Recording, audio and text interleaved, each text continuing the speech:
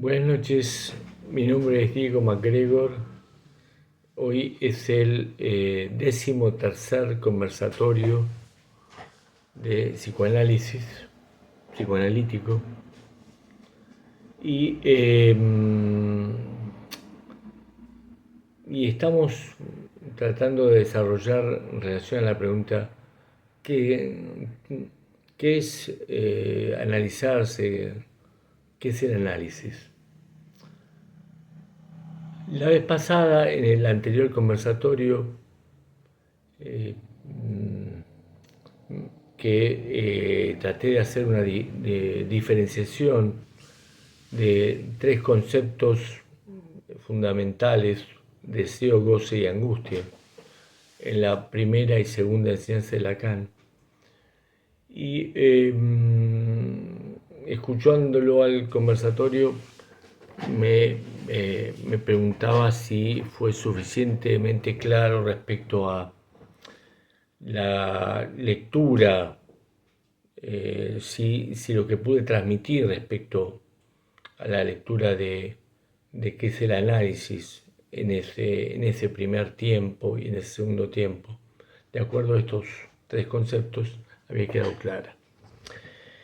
Y me pareció importante darle una vuelta de tuerca en relación a estos, como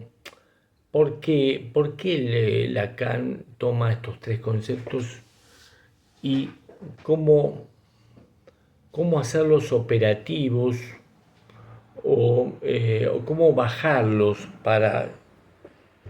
la cuestión de entender cuál es. ¿Qué es el análisis respecto a estos tres conceptos? En el primer tiempo, por lo menos primero en el primer tiempo de la enseñanza de Lacan.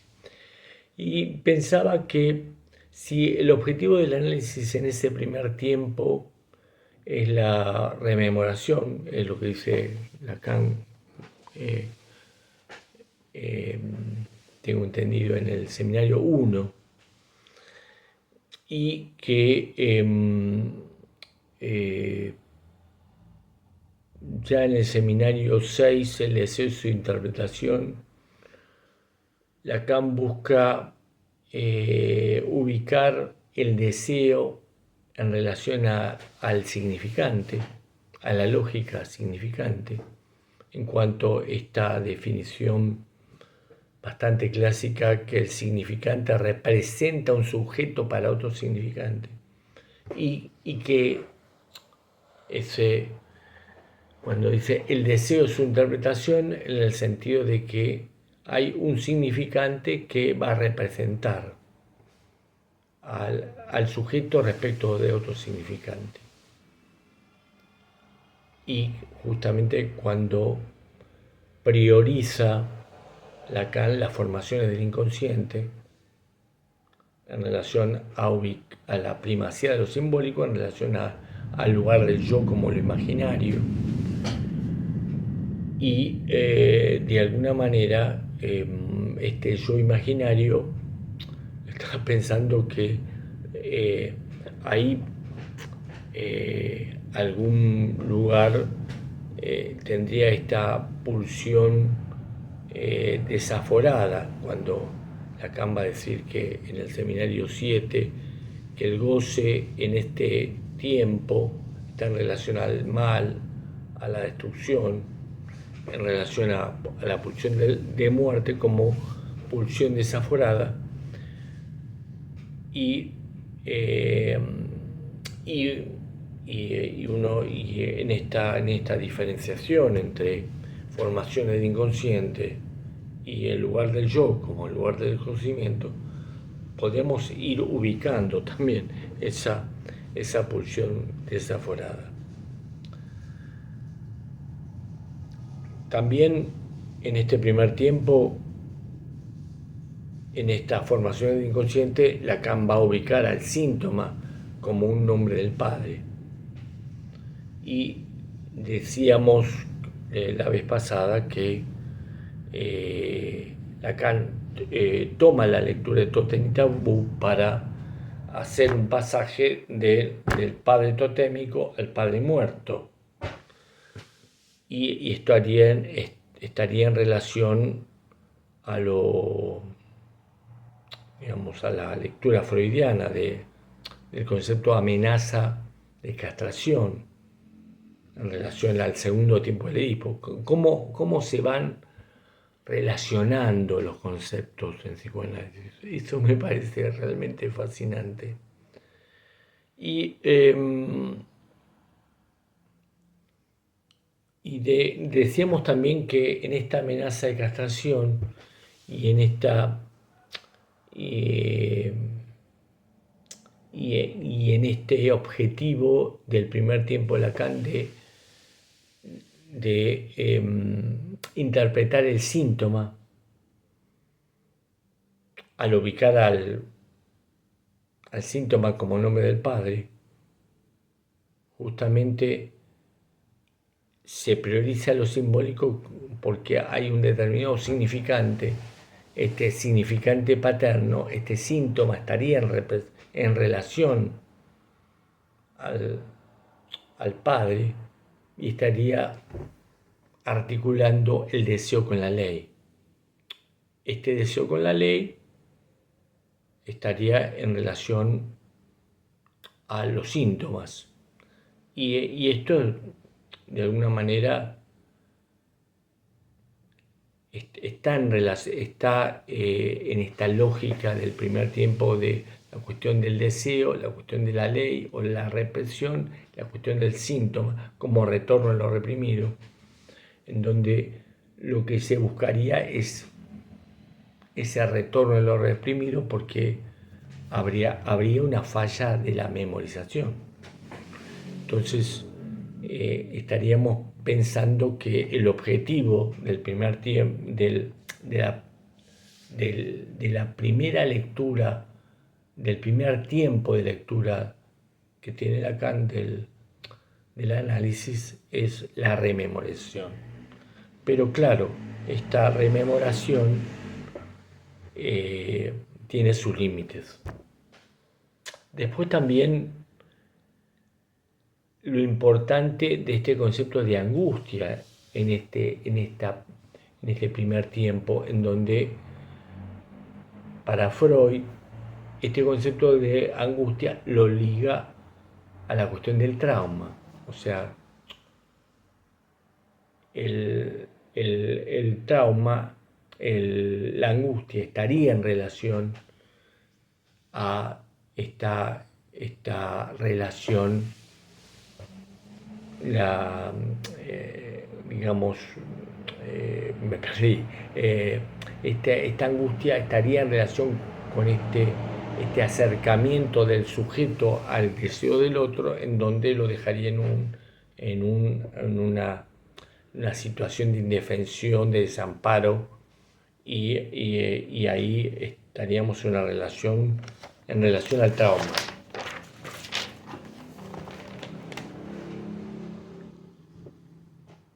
Entonces, me parece que esto está, digamos, me parece que de esta manera se está entendiendo mejor este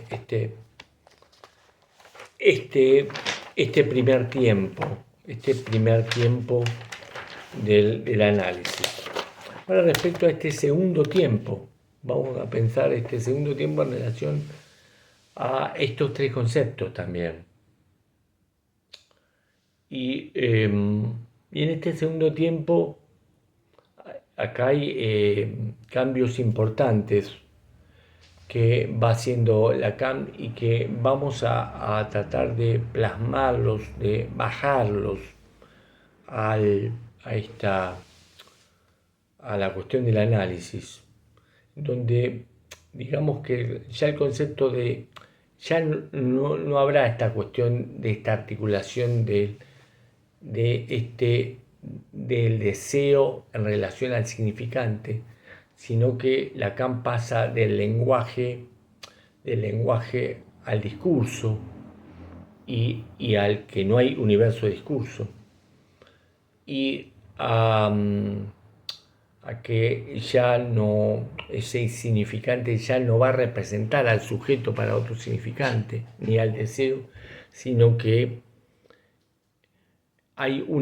en este segundo momento de la lectura de Lacan, a partir del seminario 9 y 10, la identificación y la angustia, se introduce la lógica del fantasma, estructura del fantasma como soporte del deseo, y el lugar del objeto A, objeto del deseo imposible, y en donde de alguna manera aparece este objeto del deseo, este lugar del objeto perdido, en donde ya dejamos de pensar al síntoma en el sentido de un nombre del Padre, sino articular al síntoma, a lo simbólico como, con lo real, en relación al agujero, en el sentido de que no es que ningún significante nos va a representar en relación a ningún deseo, sino que ese objeto del deseo está perdido. Ese padre está perdido, de alguna manera. De alguna manera, hay algo que necesitamos hacer un duelo por ese padre fallido por estructura. O sea, dejamos de pensar el, el, al padre como, como que viene con una falla coyuntural al pensar al padre como una falla estructural, en el sentido de que hay algo de lo perdido en relación a ese, digamos, en relación a ese padre muerto, en un punto, a ese padre muerto. Si Totem y Tabú nos había enseñado este pasaje del, del padre totémico al padre muerto, ese padre muerto, nosotros los neolíticos algún duelo tenemos que hacer respecto a ese padre muerto. Y justamente este lugar del goce, hay algo en ese duelo, hay un goce que tiene que ser imposible respecto, porque si hay un objeto al deseo perdido, es imposible. También ese goce del padre también tiene que estar perdido por estructura. ¿Y por qué los neuróticos lo seguimos sosteniendo? Bueno, es toda una pregunta. La cuestión que en este segundo momento la angustia, Lacan va a ubicarla de acuerdo a la segunda teoría de la angustia de Freud, que es como señal de alarma. Entonces, la señal de alarma no estaría tanto en relación a un efecto, en relación a lo traumático, a una relación de indefensión del sujeto en relación al deseo del otro, sino a esta posibilidad de que cuando el sujeto, digamos, porque esto, ¿qué quiere decir enfrentarse al deseo del otro? Si el deseo del otro, de alguna manera, en un punto,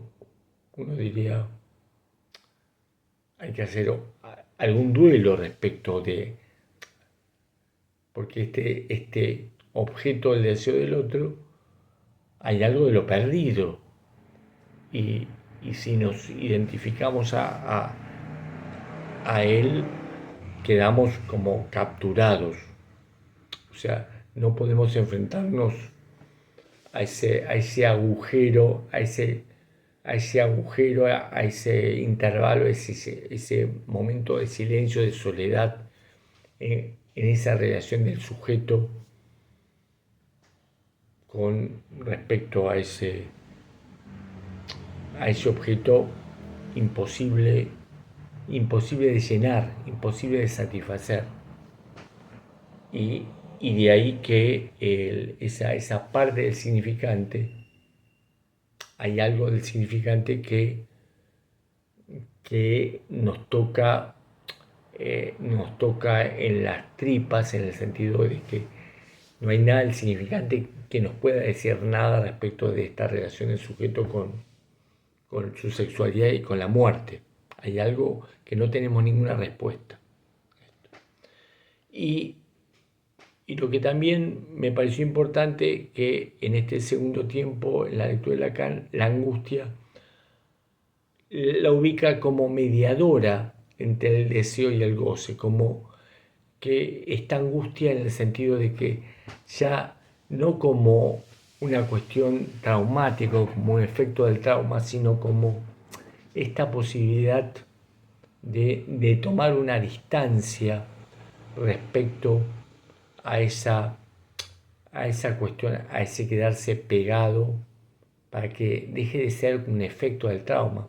De ahí, en este segundo tiempo, Lacan se pase del trauma al fantasma, a esta lógica del fantasma, en donde se revea la cuestión de la lógica, se reubique la importancia de la topología, y en esta angustia como señal de alarma, más en un sentido como, de alguna manera, como,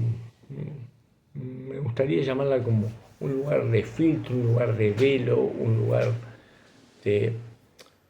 cierta posibilidad, de cierta distancia respecto a quedarse pegado. O sea, de alguna manera, en este segundo momento se prioriza también el lugar del imaginario, o sea que el lugar del yo no sea solamente un lugar de desconocimiento, sino que el yo sea un síntoma, y que en determinados analizantes también sea muy importante en determinados momentos en donde una analista pueda eh, montar determinadas escenas, en el sentido de hacer algún relleno imaginario para reubicar al sujeto en una escena, porque de alguna manera esa lógica del fantasma tiene una relación con lo imaginario. De alguna manera, este montaje en la escena iría a posibilitar esta, esta eh, este, eh, posibilitar, posibilitar o introducir algo del agujero a nivel del significante y de esta relación del sujeto al sexo, para que haya algún lugar de imposibilidad, en el sentido de que este objeto del deseo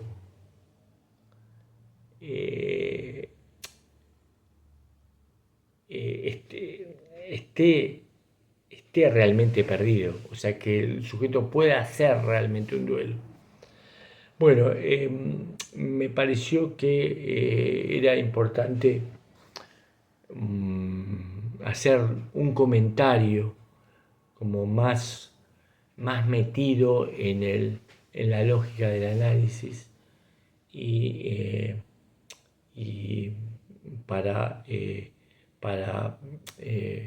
para que se pueda transmitir de una mejor manera. Bueno, les agradezco a ustedes su presencia ahí, y hasta el próximo conversatorio. Gracias.